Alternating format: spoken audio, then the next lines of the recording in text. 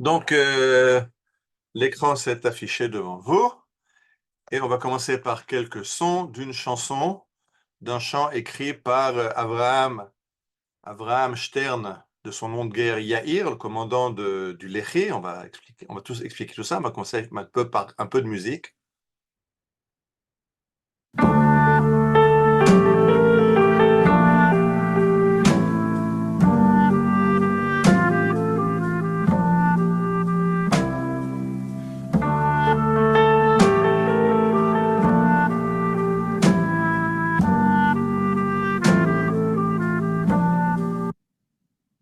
Il n'y a Pardon. qu'une musique chez nous, hein.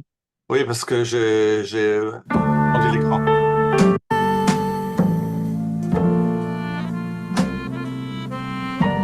כדת משה וישראל, הרי את מקודשת לי, הרי את מקודשת לי.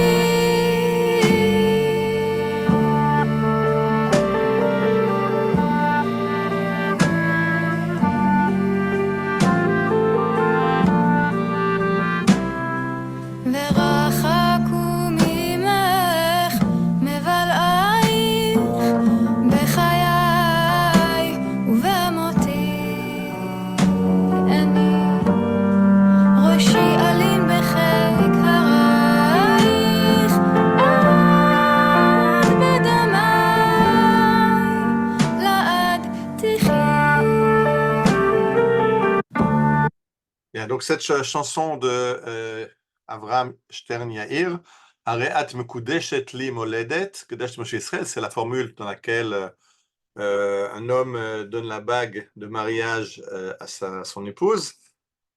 Et ici, l'épouse, c'est Moledet, c'est le pays d'Israël. On ne va pas rentrer en détail maintenant, Manitou en parlait beaucoup, du fait que en français, on appelle ça une patrie. Une patrie, c'est un père. En hébreu, on appelle ça Moledet, mais on ne rentre pas dans les détails maintenant. Je continue. Donc, on veut parler du Lehi et d'un personnage très spécial du Lehi, Yoshua Cohen. Alors, pour commencer, j'ai aussi commencé parce qu'on veut parler de héros d'Israël. Pourquoi je parle de héros d'Israël actuellement? Parce que là, vous voyez un des héros tombé, malheureusement, il n'y a pas très longtemps dans les combats à Gaza. Et ce soldat écrit à ses parents, Gam imikreli mashehu, ani lo marche lachem lishkoa be'esev, même s'il m'arrive quelque chose, ne sombrez pas dans la tristesse.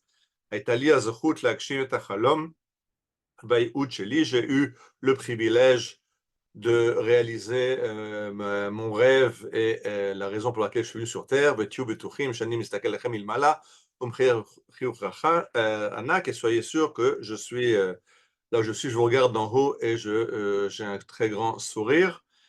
Ben, qui a écrit cette lettre, c'était le voisin de mes parents à Jérusalem, qui s'est porté volontaire, le Simchat Torah. Il n'a même pas été engagé, mais il était après son service militaire, il est directement porté volontaire et malheureusement il est tombé et a laissé cette lettre à ses parents.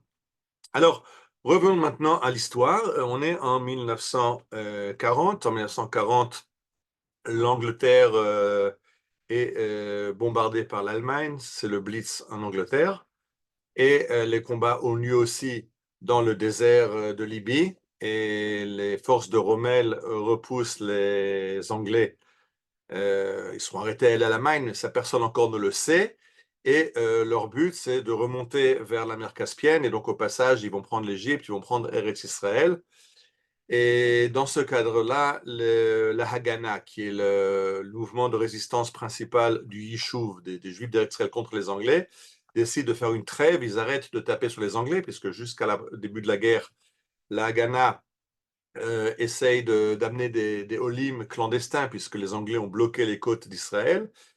Et donc, on est parti en guerre contre les Anglais pour amener ces Olim clandestins qui veulent échapper d'Europe. Mais quand la guerre éclate, la Haganah fait la paix avec les Anglais en disant que Ben Gurion aura ce mot, il faut faire la paix avec les Anglais comme s'il n'y avait pas le problème de l'Alia et faire la guerre aux Anglais comme s'il n'y avait pas le problème de la guerre mondiale. Pardon, ça c'est pas lui qui va dire, quelqu'un d'autre.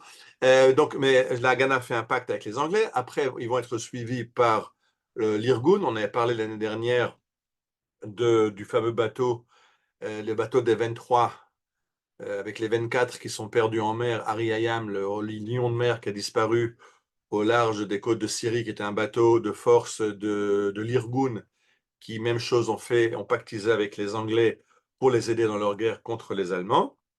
Mais il reste en Eretz Israël un groupement de combat, le Lehi, Lochamei Cherbout Israël, qui justement fait scission de l'Irgun, parce que lui, il pense que même pendant la guerre, il faut continuer la guerre contre les Anglais. Tant que les frontières sont bloquées, tant que les Juifs pris dans la souricière en Europe veulent venir en Israël et sont bloqués par les Anglais, ben les Anglais, c'est l'ennemi et on n'arrête pas le combat.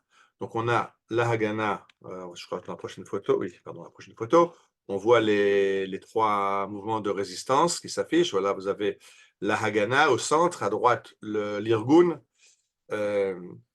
David Raziel qui va disparaître en mission, et plus tard Menachem Begin, à partir de 1943, et à gauche le Lehi de Abraham Yair Stern.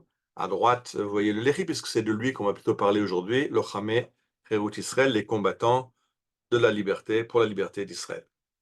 Alors, ce qui se passe, j'expliquais que donc la Haganah et l'Irgun ont pactisé avec les Anglais, mais le Lehi continue la guerre contre les Anglais, et alors les Anglais maintenant, ils ont les mains libres parce que leur police n'a plus besoin de courir après les dissidents de la Haganah, de l'Irgun, du Lehi, les terroristes des mouvements de résistance juifs. Ils ont seulement un mouvement et c'est le plus petit, qui compte quelques dizaines de combattants. Et donc les Anglais mettent le paquet contre l'Irgun. Vous voyez à gauche, pardon, les photos qu'on trouve sur les murs à Tel Aviv, où les chefs du Lehi sont recherchés avec des prix sur leur tête. Leurs têtes sont mises à prix. Aaron Zuckerman, Hanor Sterlitz, Zeroni Binyamin. Pardon, ça c'est la liste d'en dessous, les photos j'ai coupé. Les photos qu'on voit, c'est à gauche Abraham Stern, Yaakov Polani et Nachman Schulman. Les têtes sont mises à prix et le 12 février 1942, deux officiers de police, Morton et Wilkins, investissent la maison où se cache Abraham Stern, qui est le commandant du Lehi, et sans lui laisser le temps de se rendre ou de réagir, ils l'abattent froidement dans le dos. Et en fait, ça pourrait être la fin du Lehi, parce que une fois que Abraham Stern a été tué par les Anglais, une grande partie des commandants du Lehi vont se rendre aux Anglais pour sauver leur vie. Et en fait, le Lehi est complètement désorganisé. Il n'était déjà pas très nombreux a priori. Il n'y a plus de chef, puisque Abraham Stern a été assassiné et les autres se sont rendus. Sur ces entrefaites, il y a un des combattants du Lehi qui continue. Lui se cache dans les orangeries de Ranana, de Kfar Saba, et lui continue le combat. Un jeune homme de 19 ans qui met en émoi toute la police anglaise qui le recherche sans pouvoir mettre la main dessus. Et sur ces entrefaites, là j'ai dit que Abraham Stern avait été assassiné le 12 février, maintenant on est le 24 février. Le 24 février, il y a une très grande tragédie. C'est un bateau, le Struma, qui arrive de la mer Noire avec 769 rescapés de la Shoah qui ont réussi à acheter ce bateau qui était en fait un bateau qui faisait des croisières fluviales dans le but de fuir la Roumanie et d'arriver en Eretz Israël. Près d'Istanbul, il tombe en panne, il est remorqué dans le port d'Istanbul, mais là-bas les Anglais demandent aux Turcs, la Turquie est pays neutre à la Seconde Guerre mondiale, les Anglais demandent à la Turquie de ne pas ravitailler, de ne pas réparer le bateau. Le bateau reste en rade et c'est malheureusement, pour eux, couvert par la presse, ça leur fait beaucoup de tort. Et donc, ils décident de demander ou d'imposer aux autorités turques de reconduire le bateau en mer Noire, surtout pas, ne passe pas le Bosphore, qui ne risque pas d'arriver en Eretz Israël en dérivant vers Eretz Israël. mais il est donc ramené en mer Noire. Le lendemain passe un sous-marin russe et une torpille enverra ce bateau par le fond avec 770 Olim potentiels, 768 rescapés de la Shoah, qui n'ont été rescapés que pour mourir noyés dans la mer Noire. Il y aura un survivant de l'épisode du Struma. Et donc les soldats, les combattants du Lehi, Yoshua Cohen, vont publier de la même façon que les Anglais avaient mis leur tête à prix. Maintenant, c'est eux qui mettent à prix la tête du haut commissaire anglais. Vous le voyez à gauche. Ça s'affiche maintenant, voilà. Recherché pour meurtre, Sir Harold Michael, également connu comme haut commissaire pour la Palestine, recherché pour leur meurtre de 800 réfugiés noyés dans les eaux de la mer Morte à bord du bateau Struma. Donc, c'est un grand coup, c'est-à-dire que maintenant, la plus haute personnalité anglaise est menacée directement par la poignée de survivants du Lehi qui se cachent dans les orangeries et sur lesquels ils n'arrivent pas à mettre la main. Et juste après, ce qu'ils vont faire, c'est que ils vont aussi... Non, pardon. Je m'excuse, je suis un peu fatigué, j'étais malade pendant 10 jours, alors je ne suis pas encore entièrement en forme, alors je fais des erreurs, c'est pas grave, vous me pardonnez. En tout cas, les Anglais comprennent que celui qui gère les survivants du Lehi, ou comme les Anglais l'appellent, le gang Stern, c'est un jeune homme de 19 ans qui s'appelle Yoshua Cohen. Alors maintenant, sa tête est mise à prix, vous voyez à gauche. À droite, je l'ai agrandi, Yoshua Cohen, alias Zecharia, alias Moshe Hochman. En fait, son nom dans la clandestinité va être Shepsel. Pourquoi Shepsel? Parce que il se cache dans les orangeries, je l'ai dit, mais pour pouvoir être ravitaillé, il y a une jeune fille du Lehi qui était sa copine et qui lui amène de quoi manger, qui lui amène les nouvelles, qui fait passer ses ordres aux différents combattants du Lehi. Cette jeune fille s'appelle Nechama. Et Yoshua dit, il faut que tu prennes un nom de combat parce que si jamais les Anglais t'arrêtent ou si quelqu'un parle, et tu vas t'appeler Sprinza. Sprinza, c'est un nom polonais. En fait, c'est une déformation de Yiddish d'un nom espagnol, Esperanza. As, Nechama, dans un premier temps, n'est pas très contente de changer son nom de Nechama en Sprinza. Elle dit, je marche, je deviens Sprinza à une condition, tu deviens Shepsel. Alors Yoshua dit, OK. Alors Shepsel et Sprinza deviennent les deux commandants cachés de 19 ans. Lui a 19 ans, je crois qu'elle a encore un petit peu moins, et qui tiennent toute la police anglaise qui les recherche sans savoir où les trouver. Et finalement, ce qui va se passer, c'est que les commandants du Lehi qui sont en prison, dans une prison anglaise près du kibbutz Mizra, vont réussir une évasion. Un soir, il y a deux des commandants. Un des deux, c'est Yitzhak Zarnitsky, le futur Yitzhak Shamir. Il sera Premier ministre d'Israël. À l'époque de la résistance, son nom de guerre, c'est Michael. Donc, ces deux soldats du Lehi se réussissent le soir à s'enfermer dans une remise dans le camp. Et quand il va y avoir l'appel le soir dans leur baraquement, que les Anglais viennent faire l'appel, alors leurs copains sont en train de jouer au basket. Et ils demandent aux Anglais, allez donc faire d'abord l'appel dans les baraques à côté. Les Anglais vont commencer dans les baraques d'à côté. Et quand ils viennent compter les prisonniers de la baraque de Michael, de Yitzhak Shamir, il y a en fait deux combattants d'une autre baraque qui avait déjà été comptés qui viennent prendre leur place. Et donc les Anglais font le compte, il y a le compte est bon. Et tout le monde s'endort dans le camp sans se rendre compte qu'il manque à l'appel de prisonniers qui vont s'enfuir la nuit et qui vont se fondre dans la masse à Haïfa. Et c'est uniquement le lendemain matin qu'un garde Shiom arabe va secouer un prisonnier pour lui dire lève-toi, il est tard, et se rendre compte en fait il y a juste une couverture avec une forme en dessous, mais il n'y a personne. Et là ils se rendent compte qu'il leur manque deux personnes. La chasse à l'homme commence, mais c'est trop tard. Les deux évadés ont réussi à s'évader. Et maintenant, Yitzhak Shamir va reprendre le commandement du Lehi, et en fait, Yoshua Cohen va devenir son chef des opérations.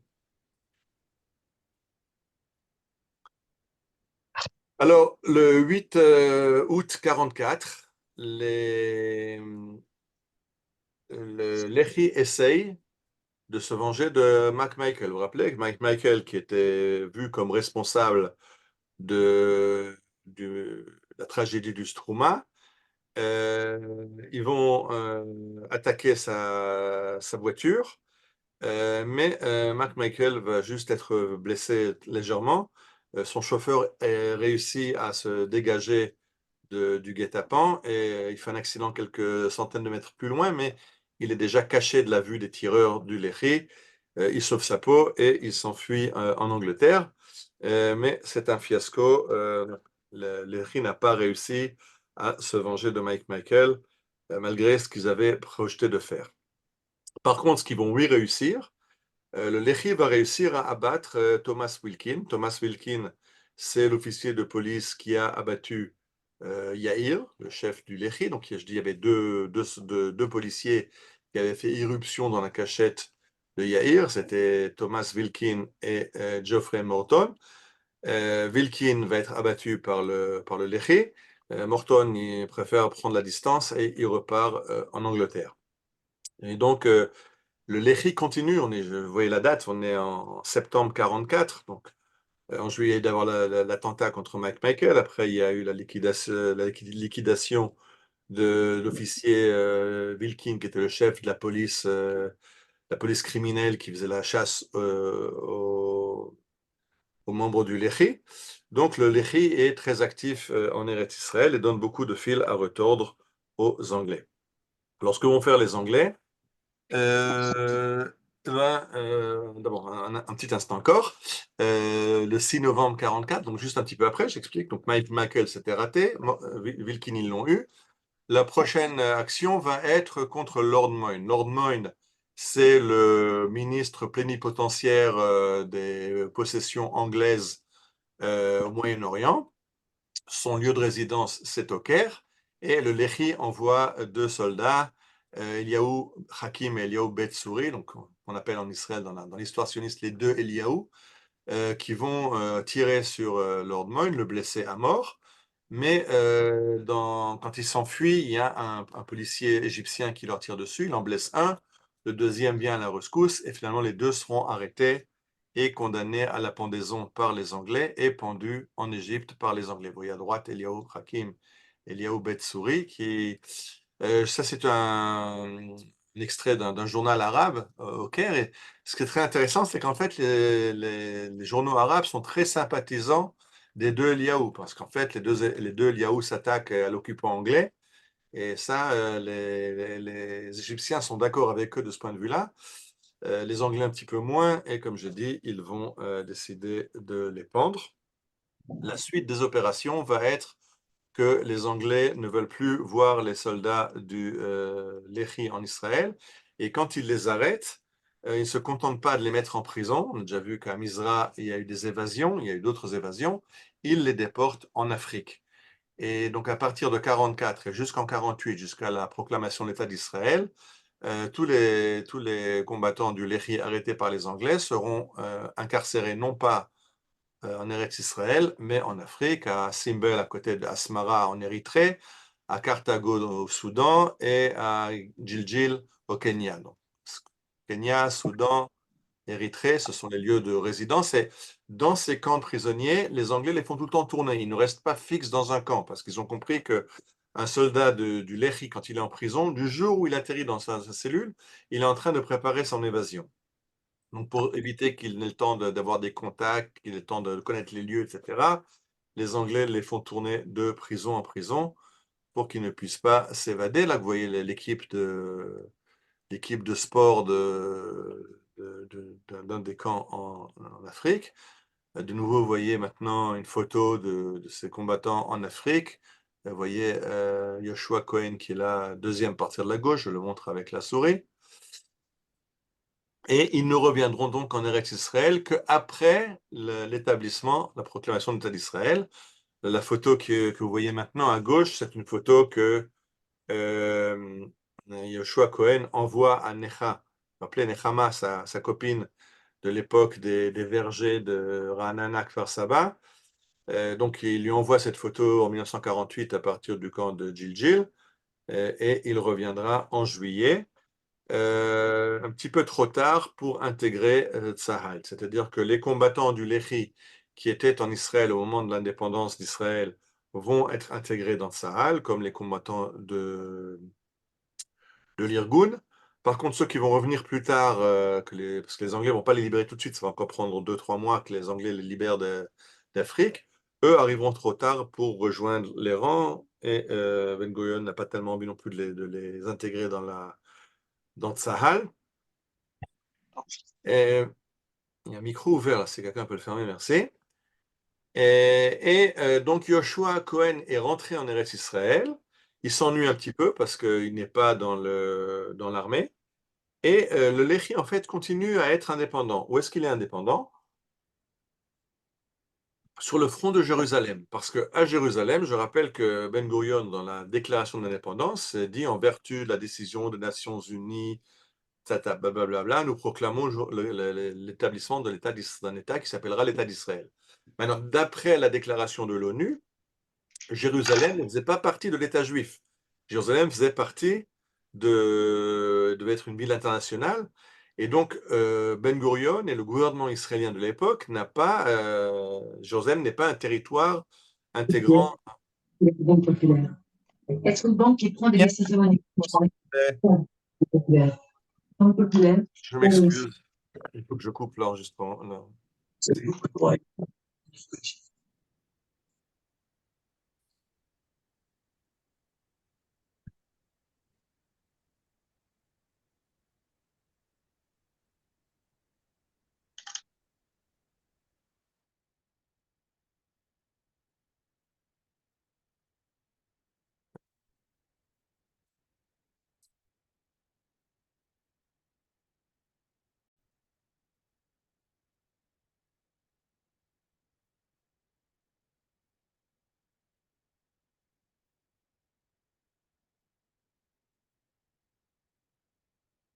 Bien, veuillez excuser cette interruption.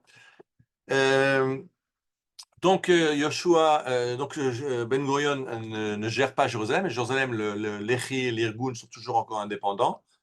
C'est d'ailleurs l'histoire de l'Altalena, mais je ne vais pas rentrer maintenant dans cette histoire-là. Et sur ces entrefaites arrive un médiateur de l'ONU, le comte Folke Bernadotte, un noble suédois, qui vient pour être médiateur entre les Juifs et Arabes dans la guerre d'indépendance.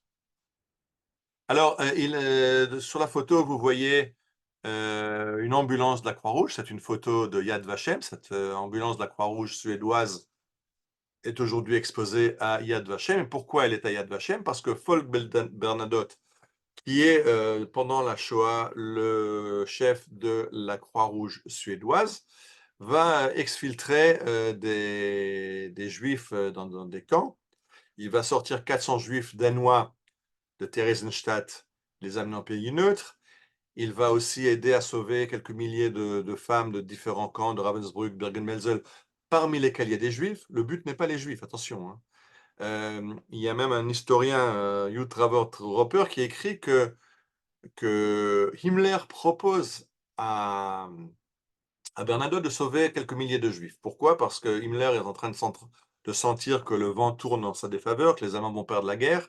Il voudrait bien un petit peu gagner des points devant les Alliés pour, quand il sera jugé plus tard pour ses crimes, montrer qu'il a sauvé des Juifs. Donc il propose à Folke Bernadotte, viens, je te donne quelques milliers de Juifs, sors-les des camps, on pourra dire que j'ai aidé à sauver des Juifs. Et Bernadotte lui répond, je déteste les Juifs tout autant que toi, ça ne m'intéresse pas. Donc c'est un grand ami d'Israël, ce gars-là. Et lui, en 1948, se retrouve envoyé par l'ONU pour être le médiateur entre Israël et les Arabes. Si ça vous rappelle quelque chose qui se passe aujourd'hui, vous gardez vos conclusions pour vous-même. Donc on a un antisémite notoire qui se trouve médiateur en Eretz Israël. Là, vous le voyez avec Moshe Sharet. Moshe Sharet, qui est le ministre des Affaires étrangères de Ben Gurion. À gauche, vous voyez Bernadotte. Et Bernadotte, en fait, propose dans sa médiation, so-called, il propose un plan qui est bien pire que la résolution de l'ONU qui a créé l'État d'Israël. C'est-à-dire qu'il propose à Israël de perdre tous les acquis de la guerre, que tout ce qu'Israël a déjà gagné dans sa guerre d'indépendance. De nouveau, si ça vous rappelle quelque chose aujourd'hui, c'est absolument fortuit. Donc, qu'est-ce qu'il propose? Le 28 juin 1948, donc on est 2 mois après l'État d'Israël, il y aura une fédération entre des cantons juifs, des cantons arabes.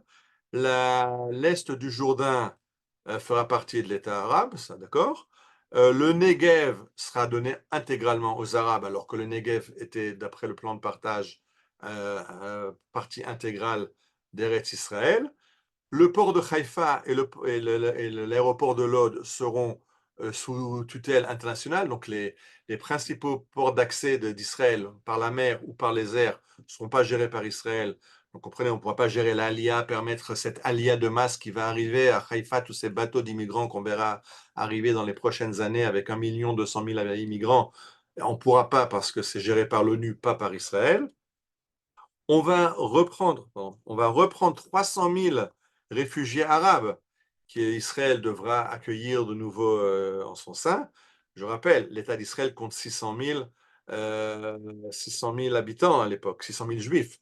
Alors il y a déjà 150 000 arabes qui sont restés, plus 300 000 arabes réfugiés qui sont partis qu'on doit récupérer. Donc ce qu'il est en train d'essayer, c'est de foutre en l'air toute la majorité juive du pays d'Israël. Jérusalem fera partie, non plus ville internationale comme elle était dans le plan de l'ONU, Jérusalem sera carrément une ville arabe, fera partie de l'État arabe. Alors, comprenez que c'est quelque chose d'inacceptable pour les Juifs, mais ça, c'est ce que ce brillant stratège nous propose.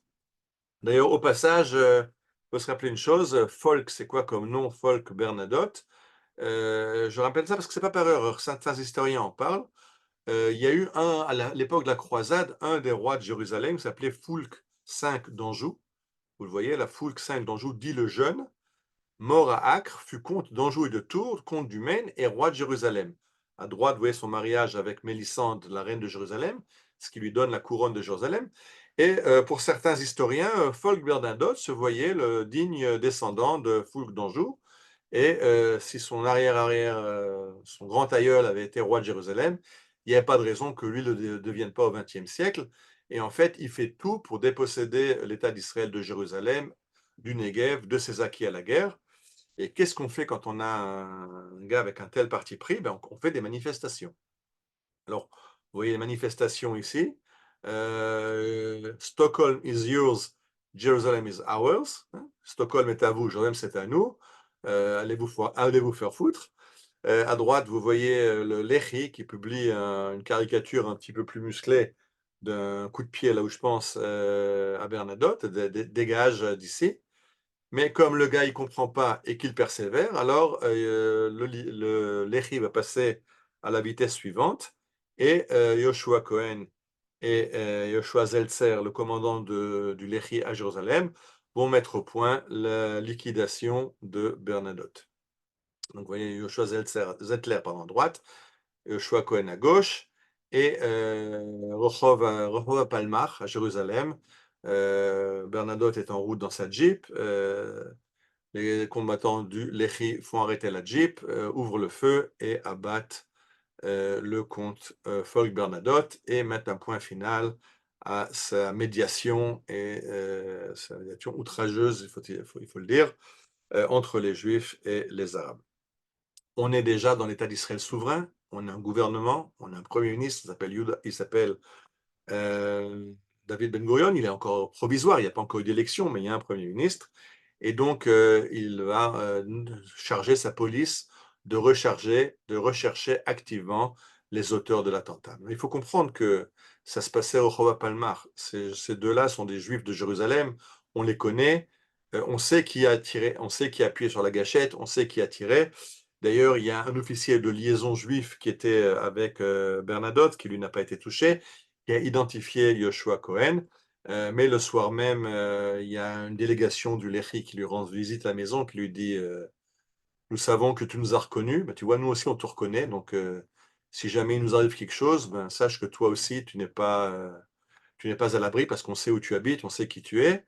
Et donc, il n'y aura pas de témoignage. Personne ne va livrer les attentats, les, les gens qui ont tiré sur Bernadotte, et la police va faire chou blanc et va chercher, voilà, à droite, vous voyez maintenant devant vous, vous voyez le compte-rendu de la police. C'est un dossier criminel. Voilà, Moshe Hillman, Ktsina Kishor, Moshe Hillman, c'est l'officier de liaison juif qui a vu et qui sait exactement qui sont qui a tiré qui a tiré sur Bernadotte. Alors, où ça s'est passé? À Rechavia, la route de Katamon. Et qui c'est qui sont les victimes? Le comte Folk Bernadotte et le colonel Serrault, qui était un colonel d'ONU qui était avec lui. Qui a tiré? Bilti Yadoua, on ne sait pas qui a tiré. La police va faire son œuvre, mais elle va faire chou blanc et elle ne trouvera personne. Mais il faut comprendre que Yoshua Cohen va se mettre à couvert, et si à l'époque des Anglais ils se cachaient dans les orangeries de Ranana, maintenant il se cache dans une maison à Jérusalem, et c'est très dur pour lui. Il y a un État d'Israël, mais lui est confiné avec Nechama, avec Necha, sa copine, dans l'appartement. Ils ne peuvent pas sortir puisque à Jérusalem, tout le monde les connaît. Il suffit qu'ils mettent le nez dehors, ils seront arrêtés. Quand même, il y a des gens qui les ont vus, et on sait qui c'est. Et alors, Yoshua a cette idée, puis de toute façon, on est confiné. Ben, pourquoi on ne se marierait pas? Ah oui, c'est une bonne idée, ça. On peut se marier, comme ça, on sera au moins on va officialiser. Et pour se marier, ben, il faut un rabbin et un minyan, et puis une bague, et puis des témoins. Alors, l'idée de Todi Peli, qui est un membre du Lehi, qui est aussi le beau-frère, le lien exact, va dire, ben, moi j'ai un rabbin. Le rabbin, c'est le Rav Yedidia Frenkel. Yaakov Yedidia Frenkel, qui est le beau-père du Rav Lau, l'ancien grand rabbin d'Israël, le grand-père du Rav David Lau, le grand rabbin ashkénaze actuel d'Israël, qui est rabbin de Florentine, des quartiers sud de Tel Aviv, et qui, lui, était quelqu'un qui soutient les mouvements de résistance. Mais on va le contacter pour qu'il fasse ce mariage. Pardon, j'ai fait une petite erreur. Yoshua Cohen et Nechama ne se cachent pas à Jérusalem, ils se cachent à Tel Aviv. D'ailleurs, pas loin dans Florentine, les quartiers sud de Tel Aviv sont des quartiers plus populaires, donc plus Léhi que les quartiers nord, et là-bas se trouve donc le Rav Yedia Frenkel. La photo que vous voyez à droite, c'est une photo pour une autre conférence. C'est quand il était en voyage dans les années 60 en Pologne. Il a été invité à un voyage en Pologne, et à Treblinka, sur le site de Treblinka, il retrouve des ossements humains. Et il demande aux Polonais pourquoi ils ne les enterrent pas. Ils disent on essaie, mais on les recoupe de terre, ils ressortent, la terre n'en veut pas. Et le Rav Yedia Frenkel va récupérer des ossements humains de Treblinka et les emmener à Nachalat Yitzhak. On avait fait une balade là-bas, ceux qui étaient avec moi, où il y a le monument, et en dessous la tombe des ossements de Treblinka ramenés par le Rav Yedia Frenkel. Mais revenons à nos moutons. Todi Peli arrive chez le Rav Yedia Frenkel et lui dit voilà, monsieur le rabbin, on veut faire un mariage entre deux membres du Lehi qui se cachent. Alors le Rav Yedia Frenkel dit d'accord, moi je suis sympathisant, j'ai pas de problème avec ça. Par contre, j'ai un petit problème, c'est que je donne témoin. Todi dit mais c'est pas grave, ça aucun problème. J'amène des témoins, 10, c'est pas de problème, les proches, le père, le beau-frère, les plus proches, il y aura minyan, il y aura des témoins. Dit le Rav Yedia Frenkel, oui, mais moi je ne peux pas parce qu'il va falloir faire une ketouba. Et sur une ketouba, il faut que les témoins signent. Vous allez signer avec des noms de guerre que personne ne connaît. Si après on a un problème, il faut qu'on contrôle, mais on ne saura jamais qui sont les signataires de la ketouba. Et Todi répond, il n'y a aucun problème, on va signer je m'engage, on va signer de nos vrais noms. Alors le Rav Yedia Frenkel demande, ok, tu t'appelles comment? Il dit, je m'appelle Todi Peli. Alors Rav dit, tu vois, tu commences. Pourquoi tu commences? Parce que Peli, c'est le nom, un nom qu'on trouve dans le Tanakh. C'est quand l'envoyé céleste, on appelle en français un ange, apparaît à Manoach, le père du futur Shimshon, le futur juge Samson, et que Manoach demande à cet envoyé céleste comment tu t'appelles? Alors il répond Lama ze tish'al lishmi vehu peli. Pourquoi tu demandes mon nom? Mon nom, il est Peli. Pélé en hébreu, c'est quelque chose de supernaturel, de quelque chose de pas dans l'ordre de la nature. Alors le Rav lui dit, tu vois, tu me donnes un nom qui est un faux nom, un pseudo. Et tu dis, non, c'est vraiment mon nom. J'ai changé mon nom en Peli, c'est mon vrai nom, et je signerai de mon vrai nom Peli. Et le Rav Yedidia Frenkel accepte. Alors, ce qui est très intéressant, je ne mets pas l'enregistrement parce que c'est en hébreu, mais il y a quelques années, il y a eu une soirée en l'honneur de Yoshua Cohen, et là-bas prend la parole Chemi, le fils de Yoshua et de Nechama Cohen, et il raconte l'histoire suivante. On lui demande de raconter une histoire un peu personnelle. Et il dit, il y a quelques années, je rencontre le Rav David Lau, le grand rabbin d'Israël, et je lui dis, tu sais, c'est ton grand-père qui a marié mes parents. Alors le Rav David Lau lui demande, ah bon? Et c'est qui tes parents? Ils disent, c'est Yoshua et Nechama Cohen. Il dit, ah bon, mais je connais cette histoire. Alors, Rémi lui demande, mais comment tu connais cette histoire de ce mariage il y a 50 ans? Il dit, c'est la seule fois où j'ai été conduit dans un mariage les yeux bandés. Ce qui s'est passé, c'est que Todi Pelli a dit au Rav Frenkel, on va faire un mariage, mais pour vous amener chez les mariés, ils sont cachés, donc on va vous bander les yeux, on va vous emmener sur la scène du mariage, vous allez faire le mariage, on vous rebande les yeux, on vous ramène à la maison. Alors, je vous ai dit que Yoshua Cohen et Nechama se cachent dans le sud de Tel Aviv. En fait, ils se cachent la rue à côté de là où habite le Rav Yehuda Frenkel. C'est pas qu'ils ont peur qu'il le dénonce. Ils veulent pas le mettre dans une situation complexe pour lui si jamais on lui demande où se cache Yoshua Cohen. Il vaut mieux qu'il ne sache pas. Comme ça, il pourra innocemment dire je ne sais pas et ce sera la vérité. Donc, ils lui bandent les yeux, ils le font monter dans un taxi, ils le font tourner une demi-heure dans Tel Aviv. Ils l'amènent dans la maison, la rue à côté de là où il habite, ils le font descendre, il fait le mariage, lui rebandent les yeux et le ramènent à la maison. Et c'est l'histoire que raconte Rémi, comment le Rav Yedidia Frenkel a marié ses parents. Vous les voyez à gauche, Yoshua et Necha Cohen. Comme j'ai dit, il y a 10 personnes qui assistent au mariage, 10 hommes. Bien sûr, c'est la clandestinité. Toute la police de Ben Gurion les recherche. Faut se rappeler qu'il y a une pression internationale énorme. C'est le médiateur de l'ONU qui a été abattu. Les Scandinaves sont furax et la police piétine et ça n'avance pas.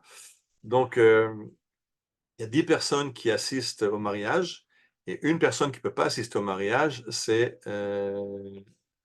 Nehemiah. Menachem, pardon. Menachem Mendy, qui est le petit frère de Yoshua Cohen, qui était aussi membre du Lehi, mais lui a été engagé dans l'armée et il se bat dans les combats au sud d'Israël, dans la région de Beth Guvrin. Et le jour même du mariage de son frère, le 24 Tishri, Menachem va être tué au combat à Beth Guvrin. Vous le voyez, il ressemble beaucoup à son frère. Ça, c'est Menachem, qui tombe donc au combat le 24 Tishri, le 27 octobre 48, sans avoir été au mariage de son frère.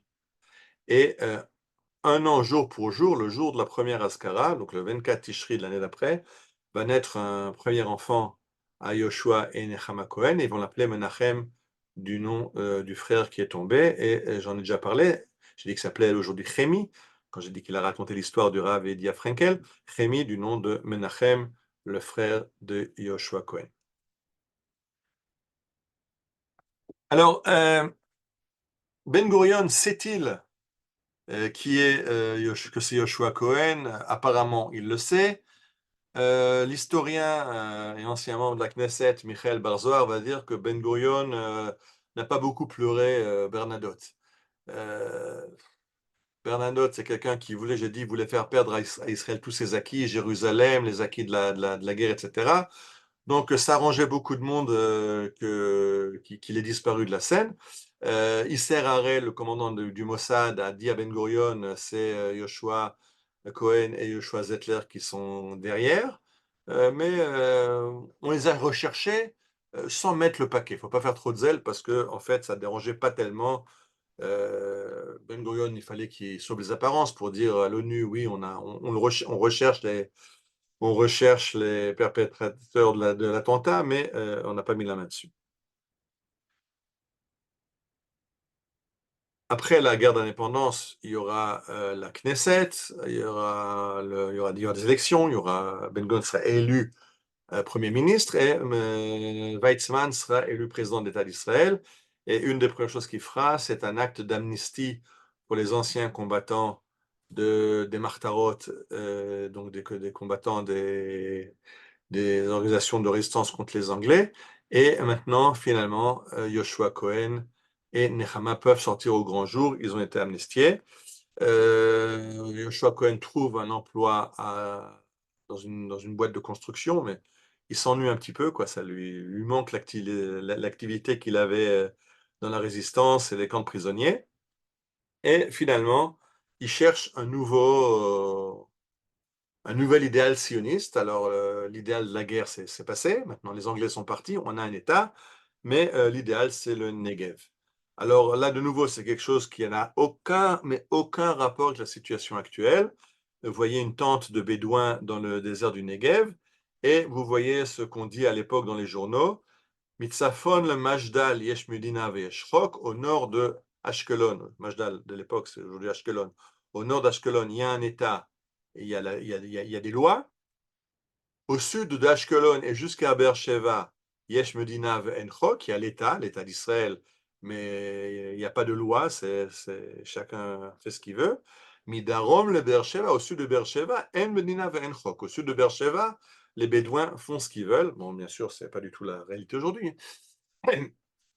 Mais c'est donc l'idéal, ça va être d'aller vers le Negev et d'offrir le Negev à l'État d'Israël. Ce Negev où l'État d'Israël n'arrive pas à asseoir son autorité, et c'est les Bédouins qui font la loi et qui gèrent comme ils veulent. Et sur ces entrefaites, Yoshua Cohen lit dans le journal qu'il y a une bande de cinglés qui est en train de créer un village dans le Negev qui veut s'appeler Sde Boker. Il n'y a là-bas rien. Il n'y a pas d'arbres, il n'y a pas d'eau, il n'y a pas d'électricité, il n'y a pas de téléphone, il n'y a pas de route. Alors ça lui plaît. Et il va postuler, il va chercher qui a publié l'annonce, il va demander à rencontrer les gens du groupe, les membres du groupe qui veut aller à Sde Boker, dans le Negev. Et il dit, voilà, je voudrais me joindre. Pas de problème. Oui, mais je suis quand même beaucoup plus âgé que vous. Ben, c'est pas grave. Ah, et puis je suis marié. Les autres ne sont pas mariés. C'est pas grave. Et puis j'ai un enfant. Ben, c'est bien. Il y a encore un petit problème. Le gars lui dit quand même, t'en as des problèmes. C'est quoi ton dernier problème? Il dit, ben, je suis un ancien du Léhi. Je dis, mais ici, on ne demande pas de quelle tendance politique tu es. Chacun vient avec ses idées politiques. On est un village apolitique, ce qui est très rare à l'époque, parce qu'un kibbutz, il y a des mouvements politiques très définis qui gèrent les différents kibbutzim, que ce soit kibbutz Meouchad, ou kibbutz Artzi, ou kibbutz Adati. Et là, non, à Sde Boker, ça va être un kibbutz non affilié. Et donc, il se fait accepter. Il rentre à la maison, il dit à Nechama, voilà, j'ai trouvé. On peut faire quelque chose, on peut aller s'installer dans le désert. Alors Nechama dit, écoute, quand on était dans la clandestinité, dans les orangeries, à vivre de 2 oranges, d'accord, mais là maintenant on a comme un gosse, il n'y a pas de gosse là-bas, c'est le désert, va prospecter. Alors Yoshua Cohen va aller à Sde Boker, il va rencontrer les gens, il va revenir chez Nechama, il va dire, il n'y a rien. Il n'y a pas d'arbre, il n'y a pas de tout ce que je viens de vous dire, il n'y a rien. D'ailleurs, pour y arriver, il arrive à Beersheba, il va à la Tahan Merkazit, il demande où est-ce qu'il y a un bus des bus au sud de Beersheba, il n'y a plus de bus. Il dit, comment je vais à Sde Boker? Il dit, il y a une base militaire un peu au sud là-bas, va à l'armée, puis demande-leur s'il y a un commande-car militaire pour t'emmener. Et il y a un commande-car qui l'amène. En plein milieu de nulle part, le commande-car s'arrête, il descend, il dit, qu'est-ce qu'il y a? Il dit, ben, c'est Sde Boker. Sde Boker, c'est à l'époque, c'est une tente. Il arrive, voit un gars qui est en train de mettre une clôture. Le gars lui dit, viens, aide-moi. Il replie ses manches et et il va faire connaissance avec les gens. Et il rentre à la maison, à Tel Aviv, et il dit à Nechama, voilà, ben, moi ça me plaît. Elle lui dit, oui, mais on ne peut pas. Il n'y a pas de famille, il n'y a pas de gosses il n'y a pas d'enfants de l'âge de Rémi. On va attendre que le village grandisse, il y aura des enfants, et alors on viendra. Alors, ce qu'elle accepte, c'est de venir pour Rosh Hashanah. Rosh Hashanah, on va passer là-bas, comme ça elle fera connaissance avec les gens, elle verra un peu de quoi il s'agit. Et à Rosh Hashanah, Yoshua Necha et Chemi arrivent à Sde-Boker. Donc, il y a une seule tente. La tente est coupée en deux par un rideau, côté homme, côté femme. Mais côté femme, il y a deux femmes. Il y aura une bergère qui s'appelle Barbara Proper, mais elle, il faudra faire une conférence sur elle à part. C'est un personnage aussi incroyable. Et se lie d'amitié. Et après Rosh Hashanah, la famille Cohen rentre à Tel Aviv. Là, vous avez une photo de Sde-Boker. Vous voyez la ruée vers le Far West, parce que c'est de ça qu'il s'agit. Hein, c'est l'occasion de faire un petit cours d'hébreu. Que veut dire Sde-Boker? Alors, je sais que vos micros sont fermés. Souvent, on me répond Sde-Boker, c'est un chant, Sadé, Boker du matin. Mais non, parce que c'est pas Sde-Boker, c'est pas Sde-Boker, c'est Sde-Boker. Boker, c'est ce qu'on appelle en hébreu un cow-boy. Bakar, c'est le bétail. Donc Sde-Boker, c'est des gens qui voulaient faire de l'élevage. Et donc c'est le chant des cow-boys. Alors, ils sont vraiment allés comme la ruée vers l'ouest aux États-Unis. Et là, vous voyez la bergère que Necha rencontre là-bas. Elle s'appelle Barbara, elle est née en Allemagne en 1930, mais elle a eu le malheur de naître en 1930, c'est pas la bonne époque. Et surtout qu'elle a un père juif hollandais, mais une mère allemande chrétienne. Et avec les lois de ségrégation raciale du Reich, les parents comprennent qu'ils ne peuvent pas la garder à la maison et ils vont la mettre en adoption. Elle va être adoptée par un couple de juifs suisses qui font leur alia vers Israël. Et c'est comme ça que Barbara, qui a grandi qui est née en Allemagne, va grandir dans une famille très aisée de juifs suisses. Le père est médecin à Jérusalem. Et vous voyez, elle grandit dans le luxe pour Jérusalem de l'époque, de faire de l'équitation, etc. Elle a une belle maison et fait de l'équitation. Et cette jeune fille-là arrive dans ce coin perdu du désert, à Sde-Boker, et se lie d'amitié avec Nechama. Quelques jours après, quelques temps après Rosh Hashanah, où la famille Cohen avait été à Sde-Boker, Yoshua rentre du boulot et Necha l'accueille avec le journal. Elle dit c'est bon, on part à Sde-Boker. Qu'est-ce qui s'est passé? Pourquoi tu voulais pas? Maintenant, t'as coup tu veux. Et elle lui montre le journal. Dans le journal, Barbara, la bergère de Sde-Boker, a été assassinée par des Bédouins. Alors, vous voyez aujourd'hui, quand vous allez à Sde-Boker, juste en face, il y a un parc du KKL qui s'appelle Pragnon Haroa.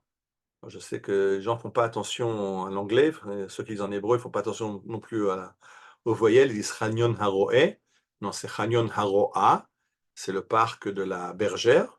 C'est là où Barbara a été assassinée par les Bédouins. Et Necha comme Necha va dire à Yoshua, si les Arabes nous assassinent parce qu'ils ne nous veulent pas dans le Negev, il faut qu'on aille dans le Negev. Et quand Rémi, notre fils, grandira, parce qu'à l'époque il a 3 ans, et qu'il nous demandera pourquoi vous m'avez emmené dans un trou pareil, j'avais pas de copains, j'étais seul, etc., on lui expliquera que c'était un défi sioniste et on n'a pas le choix, il fallait qu'on aille dans le Negev. Et donc après avoir donné tout ce qu'ils ont donné dans le Lechi et dans la clandestinité, maintenant Yoshua et Necha se retrouvent, et Chémi se retrouvent à Sde-Boker, dans le rien du tout de Sde-Boker de l'époque. Sur ces entrefaites, en 1953, arrive une caravane de voitures qui roulent sur la non-route, c'est une piste, il n'y a pas de route. Et dans ces voitures, voilà le campement avec la tente et encore quelques baraques à côté. Il s'arrête dans la poussière et sort un monsieur qui se trouve être le Premier ministre David Ben Gurion. Alors Ben Gurion, qui a découvert par hasard Sde-Boker en revenant de Mitzpeh Ramon, va écrire une lettre. Quand il rentrera à Tel Aviv, il écrit une lettre aux gens de Sde-Boker. Vous voyez, c'est en mai 1953. Il leur écrit « Lo kineti meolam be'ish » « Je n'ai jamais envié personne. » « Lo birchush, lo betoar » « Je n'ai pas envié leur bien ou leur qualité. Mais vous, je vous envie. » Lama lo zachiti lishtatef b'maaseh me'en ze. Pourquoi j'ai pas eu le mérite de pouvoir m'associer dans un acte pareil, de faire refleurir le désert. Et un jour, peut-être que je viendrai me joindre à vous. Donc ça, c'est la lettre que Ben Gurion envoie à Sde Boker en 1953.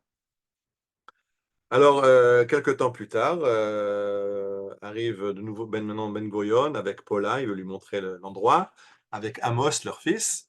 Et Amos prend le bras de Yoshua Cohen, qui est le responsable de la sécurité de Sde Boker. Lui, j'ai l'impression que vous allez avoir un nouvel habitant.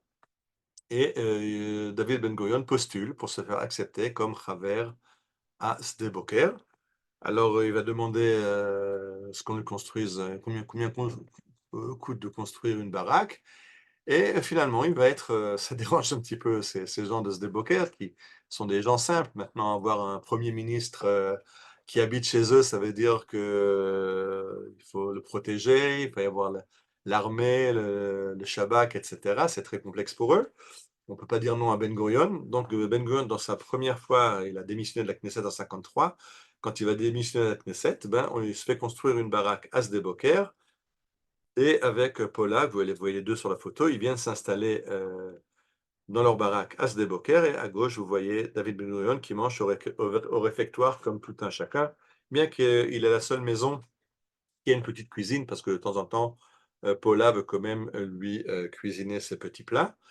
Et Yoshua Cohen, qui est le responsable de la sécurité de Sde Boker, se retrouve responsable de la sécurité de Ben Gurion. Alors, il raconte dans ses mémoires qu'un jour, ils sont en train de construire la baraque de Ben Gurion qui doit arriver bientôt, arrive un technicien avec un générateur qui doit amener l'électricité et s'occuper du générateur. Alors, Yoshua Cohen lui dit: OK, alors branche ton générateur. Et puis il voit que le gars cafouille, qu'il n'est pas très, très doué pour faire marcher le générateur. Il lui dit: écoute, bon, le générateur, c'est pas ton truc, qu'est-ce que tu fous là? Et le gars lui répond: en fait, j'étais envoyé par le Shin Bet, par les services de sécurité pour te surveiller toi. Donc Yoshua va dire: voilà, maintenant Ben Gurion arrive et le Shabak me surveille en tant qu'ancien ennemi de Ben Gurion.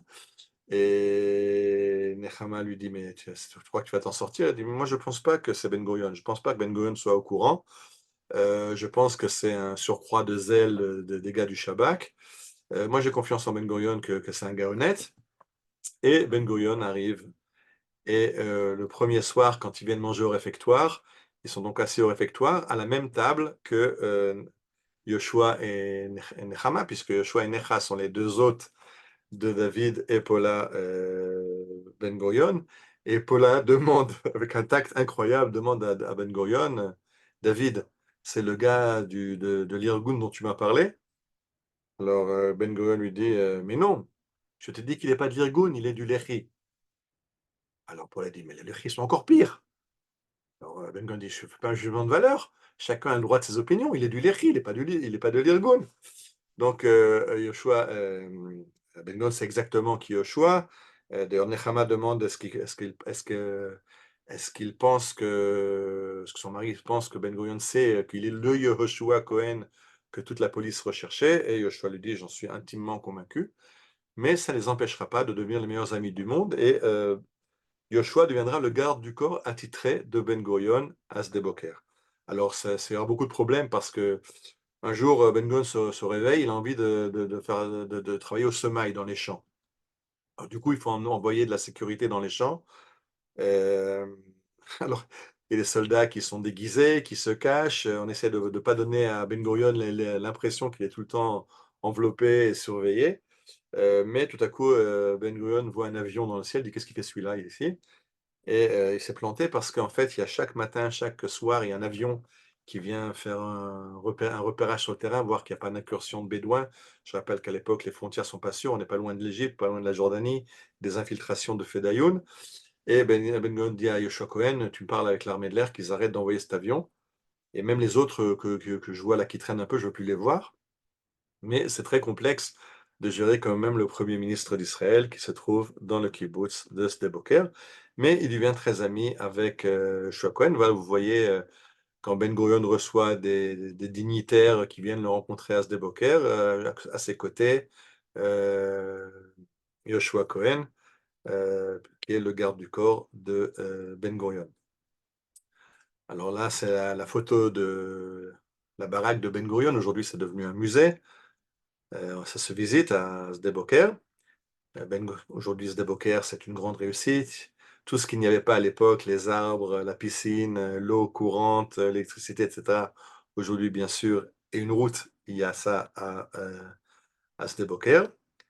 Et Ben Gurion et Yoshua Cohen font de grandes balades. Là, c'est dans l'oasis de En of Dat, où Yoshua Cohen fait visiter à David Ben Gurion. Et en fait, Yoshua Cohen, on a parlé de lui comme soldat du Lehi, on a parlé de lui comme défricheur du Negev. Quel va être son prochain défi? Va être de faire découvrir le pays d'Israël à la jeunesse et de l'enseigner.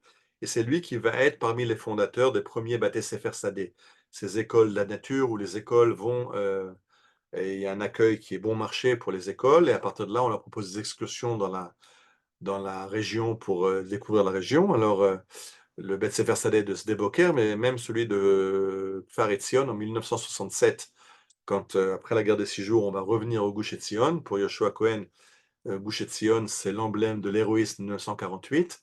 Et donc, il dit, même encore avant qu'on commence à s'installer, qu'on construise le Kfar Etzion, il va convaincre Hanan Porat et d'autres membres, d'autres enfants des gens massacrés à Kfar Etzion en 1948. Il faut faire un Beth Sefer Sadeh pour enseigner la région de Yehuda, Hebron, Gush Etzion aux enfants. Et donc là, vous voyez le sigle du Beth Sefer Sadeh de Kfar Etzion. Et vous voyez Yoshua Cohen en train de guider à Matzada avec le livre de Dado. Yoshua Cohen, donc, qui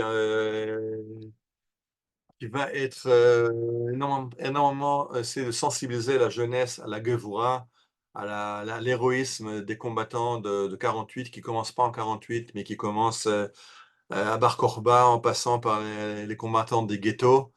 Et vous voyez ce qu'il dit ici, les combattants des ghettos ont puisé leur force morale des combattants de Masada, et nous puisons la force de ces combattants-là. Donc, il voit cette chaîne ininterrompue de combattants de bravoure, c'est pour ça que j'ai commencé avec cette lettre de Ben tout à l'heure au départ, et que c'est de ça que c'est la raison pour laquelle je fais cette conférence maintenant en plein pendant la guerre Haravot Barzel. Et en 1983, Yoshua Cohen va être invité à Yom Ha'atzmaut, allumer un flambeau au Har Herzl. On va voir ce petit extrait de petit film d'une minute.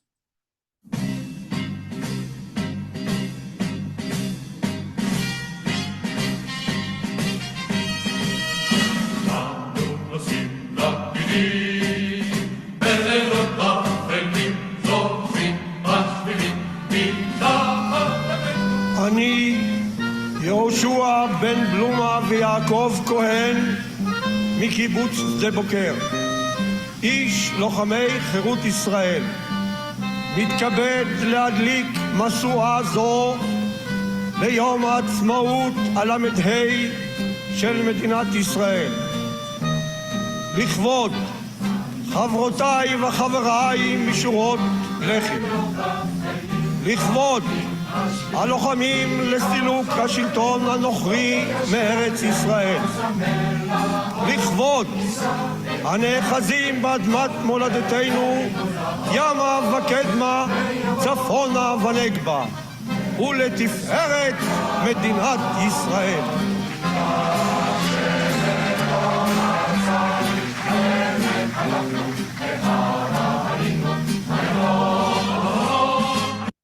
Donc il est reconnu, cet homme qui avait été pourchassé par la police britannique, par la police de l'État d'Israël. Et je vous ai dit que l'idée de la conférence m'est venue à la suite d'un livre qui s'appelle Ha'arnak chez Yoshua Cohen, le portefeuille de Yoshua Cohen. C'était en 2017, donc il n'y a pas très longtemps. Yoshua Cohen est décédé 30 ans plus tôt, 86.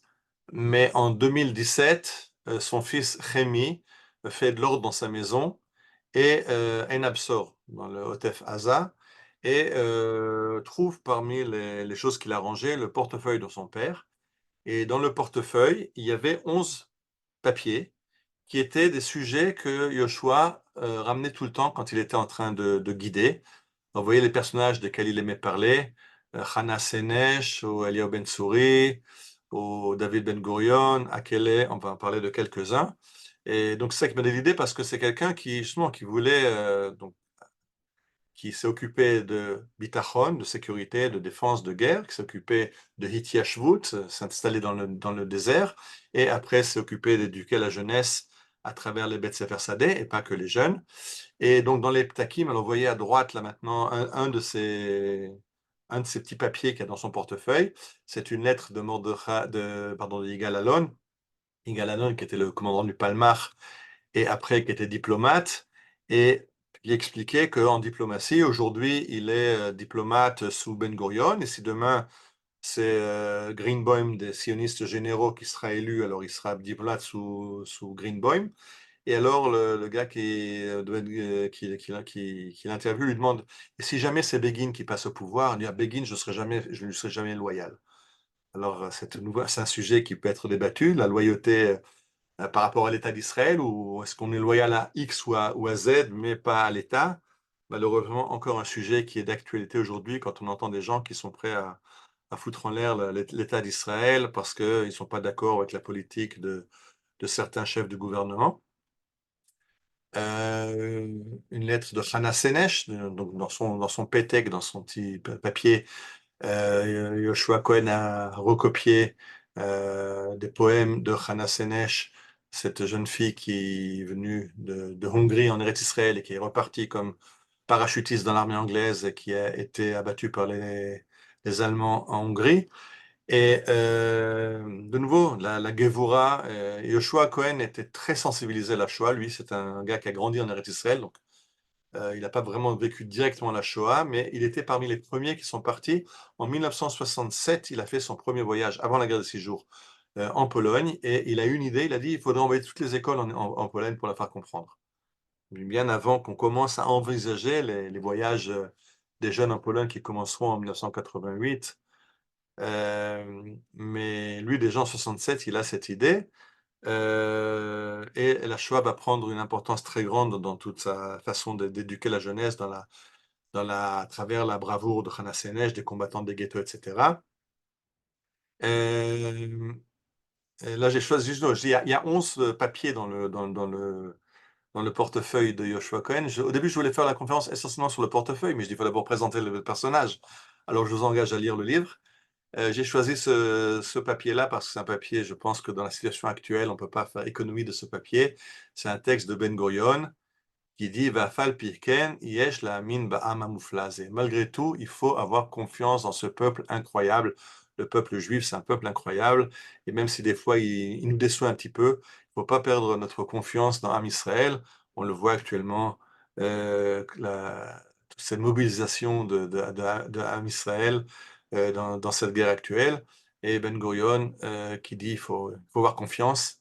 Am Israël, c'est un grand peuple. Et Yoshua Cohen avait ce papier de façon systématique dans son portefeuille. Je ne peux pas faire l'économie d'une dernière lettre, je ne vous la montre pas ici parce que le contenu est moins important, mais c'est une lettre qui lui est écrite par Yitzhak Ganiram, surnom Akele, et qui est membre de la Marteret Yehudit. En 1983, le Shabak va démanteler une organisation juive qui s'attaque aux dirigeants arabes de Judée-Samarie. C'est l'époque où il y a énormément d'attentats et la situation est très complexe en Juda et Shamrot. Et il y a une organisation qui va faire sauter des voitures de plusieurs maires arabes, qui va piéger des autobus, qui va attaquer des étudiants arabes. Le Shabak va démanteler le réseau. L'idée principale de ce qu'on appelait la Marteret Yehudit avait été de faire sauter le dôme doré sur le mont du Temple. Et Yoshua Cohen était très proche de ces gens de la Marteret, parce que en fait, beaucoup des gens de la Marteret étaient des enfants d'anciens du Lehi. Donc il avait un lien de sang ou d'amitié avec les gens de la Marteret. Il est allé leur rendre visite à la police quand ils étaient arrêtés au procès, après quand ils étaient en prison. Et là, vous voyez, Yehuda Etzion, qui a écrit le livre, Barnakosh et Yoshua, qui a été un des personnages arrêtés par la police dans le cadre de la Marteret en 1980, Marteret à Yehudit, qui écrit la chose suivante. On était jeunes, on était en colère, on est revenu en Israël après 2000 ans de galout, on rêve, peut-être que Dieu revienne à Tzion, reconstruire le Beth Amikdash. Et qu'est-ce qui se passe? Ben, en 67, à la guerre des 6 jours, on est revenu et puis on est allé au Kotel, on a tout oublié. Et alors, il faut remettre le Lehi en route. Et dans le Lehi, il y avait un certain nombre d'articles de foi du Lehi qui avaient été rédigés par Avraham Stern Yair. Et si vous regardez les articles de foi du Lehi, le dernier, Habayit, Binyan Habayit Ashlishi, Kesemel, le Tor Ageoula Ashlema, il faut reconstruire le temple comme symbole de la Géoula entière. Donc, ces gens-là se voient comme la suite du Lehi. Yoshua Cohen est très proche d'eux, mais très fâché contre eux en disant c'est pas la même chose. Quand on était au Lehi, c'était des Anglais. Maintenant, il y a un État d'Israël. On ne peut pas, dans le cas d'un État indépendant, se conduire comme si c'était les Anglais qui sont là. Donc, il avait aussi cette lettre de Hakele dans le portefeuille, quelque chose qui lui posait sur le cœur les dernières années de sa vie, la Marteret Yehudit. Et je termine par deux images qui étaient accrochées au mur de sa chambre au kibbutz de Sde-Boker, puisque lui et Necha ont habité Sde-Boker jusqu'à leur dernier jour. À droite, vous voyez le dernier haut-commissaire anglais, le général Alan Cunningham, qui quitte le port de Haïfa et qui salue les couleurs anglaises, le drapeau qui est amené à Haïfa. Mais Yoshua Cohen a mis une légende de sa main. Général Cunningham, Hanatzig Abriti Acharon, Matzdial Eretz Israël. Le dernier général anglais salue la terre d'Eretz Israël. Et à côté, l'empereur Adrien, un buste de l'empereur Adrien qui a détruit la dernière armée juive, l'armée de Bar Kokhba. Et pour lui, c'était Adrien commence l'exil d'Israël. En fait, il commence pas l'exil, mais la fin de l'indépendance juive. C'est la dernière fois qu'on a été indépendant. Et les Anglais, la fin de la présence anglaise, c'est le début de la nouvelle indépendance. Donc, c'était deux symboles très forts qui ornaient les murs de sa maison à Jérusalem. Voilà. J'ai encore quelques diaporamas à continuer un peu, mais ça fait déjà 1 heure et quelques, donc on va arrêter là.